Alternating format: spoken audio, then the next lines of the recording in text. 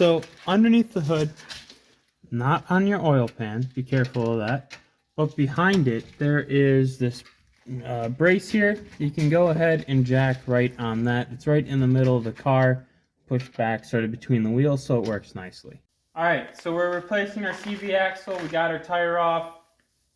Next step is to get this loose. And I already have it loose. And there's two ways to get it loose.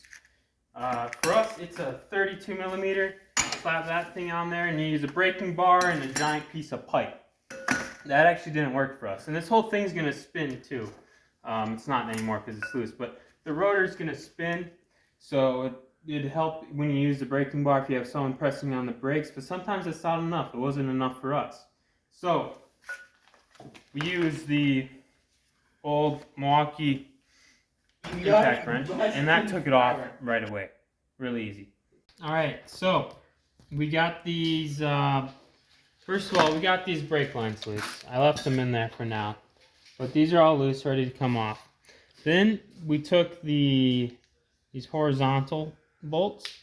We put a breaker bar on one end and an impact on the other. They're 19 millimeters for us, both of them. And we just impacted them right off. It wasn't bad at all. Definitely recommend using impact if you have one. It makes life a lot easier. And then we're just able to tap them out. And now they're coming out. So we're all good. So to get the CV axle back there a little bit, we pushed this whole thing up. And then we stuck a punch in and we just hammered away at it, pushing it back. A lot of times it'll just pop loose right away. Ours was pretty stuck, so it took a little bit.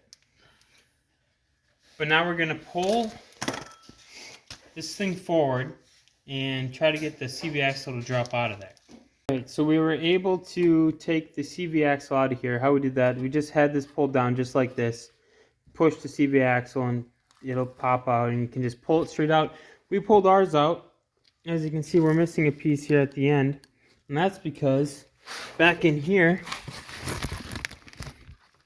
it's actually attached and it's something you're going to have to pry out.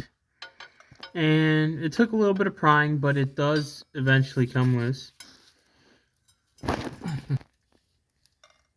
Alright, and then there's the end of the old CV axle. And beware, it might drip a little bit. So we have a can here to catch what drips out.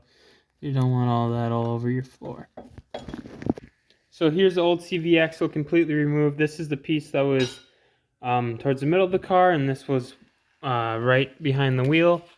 As you can see, we have some tears in here, and just was leaking grease everywhere, and it eventually wore out. Now above here's the new one.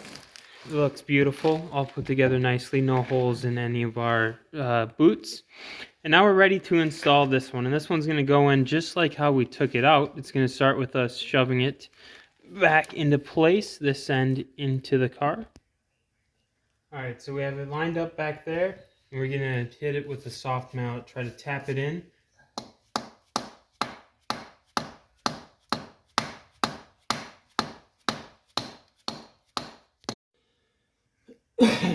So after we put the CV axle back in there, it was very easy to slide it back into the back of the rotor here. And then we got it loosely in there. It's not pushed in all the way. And then we got our strut here, this line back up, and we actually put in the bottom bolt just to hold things in place while we wiggle with this and try to get the CV axle and this back together.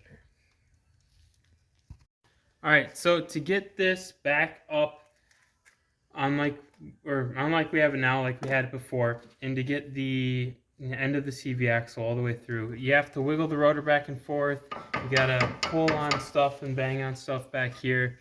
Eventually, it'll start slipping through once things are lined up in the middle. There's no perfect way to do it, and you'll be able to push back and slide that top bolt through, and that's what we have it at now. Alright, so we got it jacked up under here, kind of simulating what it would drive like.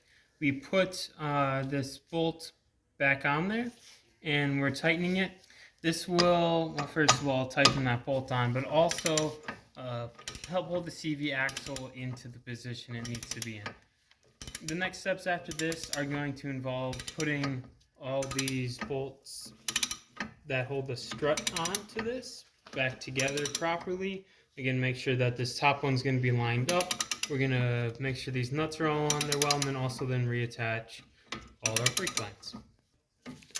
Alright, so now we are putting these nuts back on the end of these bolts. 119 for this vehicle, and we have this torque wrench set to that.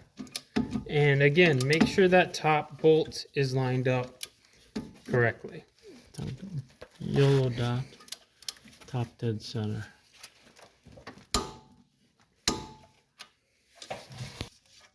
And then these you can just go ahead and screw back into place. Definitely do not forget about your brake lines.